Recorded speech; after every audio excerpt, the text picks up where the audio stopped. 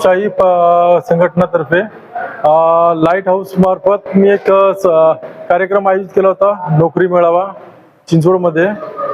तर यासाठी मी खूप कटिबद्ध असे प्रयत्न केले की ज्या आजकालच्या पिढीला ज्या प्रकारे वाईट वळणावरती त्यांचं जे लक्षणं जाताना दिसतात, क्रिमिनल ऑफेन्सकडे त्यांचं लक्ष केंद्रित होतं, त्या अनुषंगाने त्यांना एक चांगलं परिवर्तन त्याच्यामध्ये घडवण्यासाठी तर मी एक मोलाचा एक वाटा घेण्याचा प्रयत्न केला की त्यांना नोकरी हा एक त्यांना एक पर्याय म्हणून मी त्यांच्यासमोर आणून ठेवला. तर मी तो लाईट हाऊस मार्फत त्यांच्यापर्यंत घरोघरी जाऊन त्यांना त्या नोकरी संदर्भात त्यांना माहिती दिली. तर मी आज 8 तारीख शनिवारी आज माझा कार्यक्रम संपन्न झाला. तर या कार्यक्रमामध्ये सांगायचं म्हणजे मला खूप असा आनंद आणि छान प्रतिक्रिया माझी तुम्हाला पॉझिटिव्ह प्रतिक्रिया मी देतो तुम्हाला. वेगवेगळे कार्यक्रम घेतात पण तुम्ही वेगळा कार्यक्रम नोकरी दिला की लोकांना रोजगार मिळावा, रोजगार उपलब्ध काय झालं असा आगळा विचार तुम्ही रोजगार मिळत का?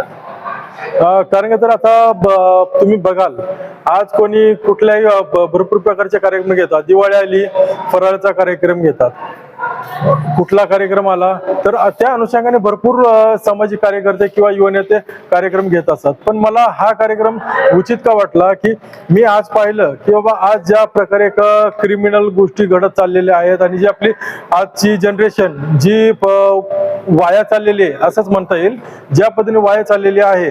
कारण का तर पहिली गोष्ट त्यांना प्रथम काम नाहीये आणि रोजगार मुळामध्ये नाहीये. आज मार्केटमध्ये पाहिलं तर आपल्याला काम भरपूर आहे, पण ते जे मुलं आहेत त्यांना कोणी चालना देण्यासाठी कोणी जात नाहीये किंवा त्यांना ते पूर्णतः माहिती कोणी देत नाहीये. त्याच्यामुळे ते मुलं कसे एक अपयशी राहतात किंवा कुठे जॉब बघण्यासाठी किंवा घर एकदम भागवण्यासाठी किंवा घरच्यांचं पालन पोषण करण्यासाठी अपयशी ठरतात. या कार्यक्रमामध्ये तुम्हाला लाईट हाऊसचे प्रतीक सर असतील किंवा सुदर्शन सर असतील, त्या सर्वांचं सहकार्य कसं लावलं काय सांगाल त्यांचा अनुभव? प्रथम मी लाईट हाऊसचं मनापासून आभार व्यक्त करतो.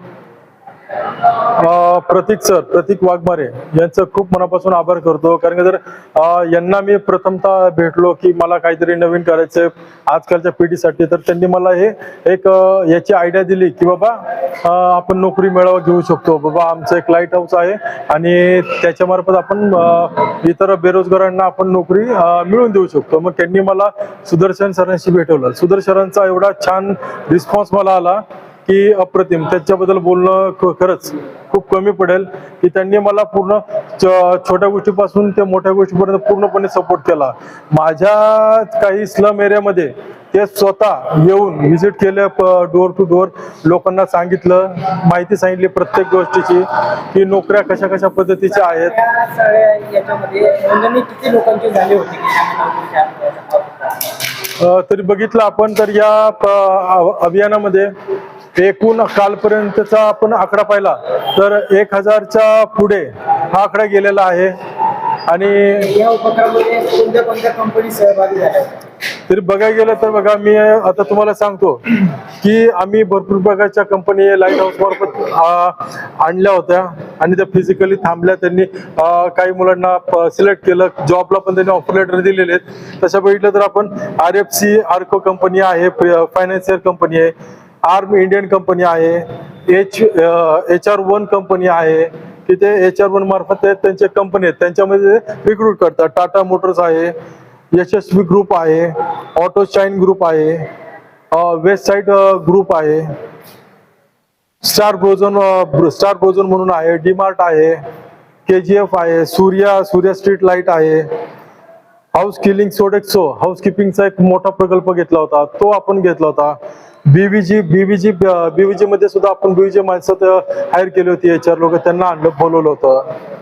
स्क्रोल कंपनी आहे, युनिकेअर हेल्थ केअर आहे, अजून बहुतेक अशा अजून काही कंपन्या बऱ्याचशा की ते आल्या होत्या. त्यांनी आपल्याला सपोर्ट केला आणि आपल्या मुलांना काही सिलेक्ट करून त्यांनी जॉबला पण त्यांनी ऑफर लेटर देऊन पुरुष गेलं. रोजगार मेळावा भरवला, आता रोजगार सुशिक्षित लोकांसाठीच भरवला जातात.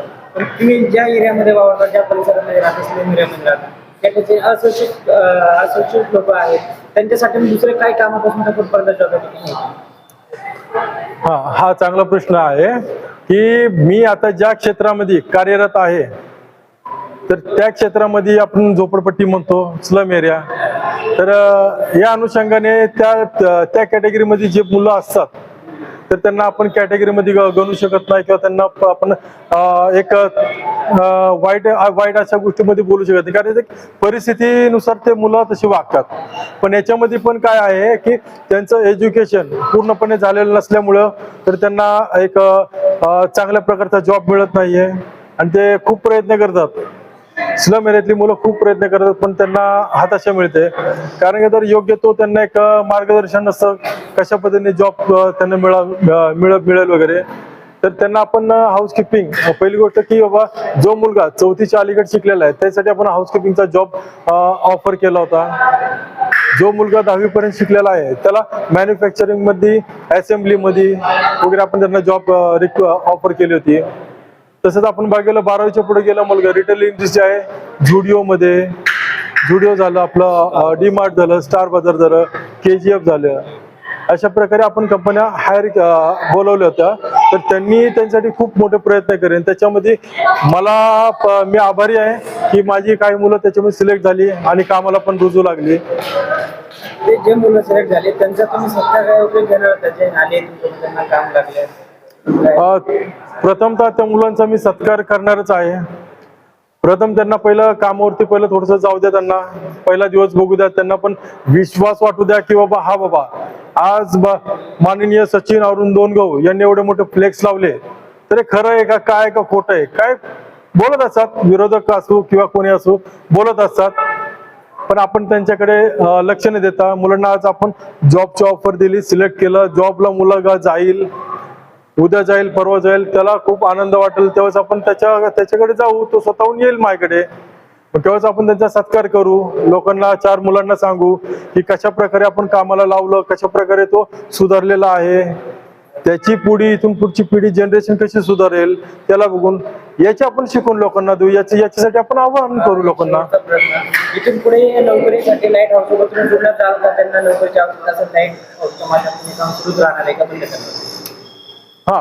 तर जे आपण नोकरी मेळावा आहे, जो मोफत नोकरी मेळावा, तर याचं आयोजन जे आहे हे काही एक दिवसीय नाहीये.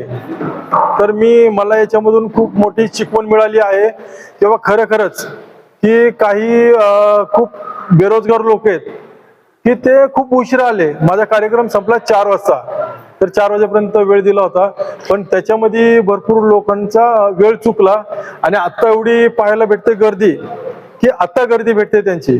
म्हणजे एकंदरीत गरजूवंत लोक, ज्यांना जॉब पाहिजे, ज्यांना गरज आहे, ते खरं येत आहेत. तर याच्या मार्फत हे सांगेल की इथून पुढे सुद्धा मी यांचं एक शिकवण घेऊन मी पुढं तसाच वर्षात चालू ठेवेल की जोपर्यंत कोणी नवीन माणूस येईल जॉबसाठी वगैरे त्याच्यासाठी मी चालू उपक्रम हा लावेल आणि अभियान चालू राहील. धन्यवाद.